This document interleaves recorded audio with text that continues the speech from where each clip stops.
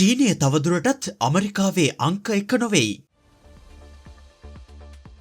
චීනය තවදුරටත් ඇමරිකාවේ ප්‍රධාන ආරක්ෂක ප්‍රමුඛතාවය නොවන බවට පෙන්ටගනයේ නව ජාතික ආරක්ෂක උපාය මාර්ග අනාවරණය කරයි.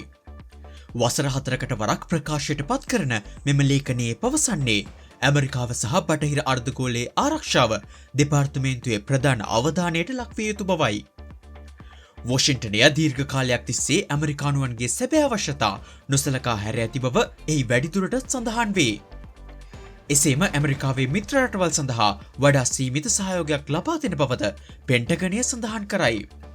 මෙය පසුගිය වසරේ ප්‍රකාශයට පත් කරන ලද ඇමරිකානු ජාතික ආරක්ෂක උපාය මාර්ගය අනුගමනය කරමින් සකස් කර තිබෙන්නක්.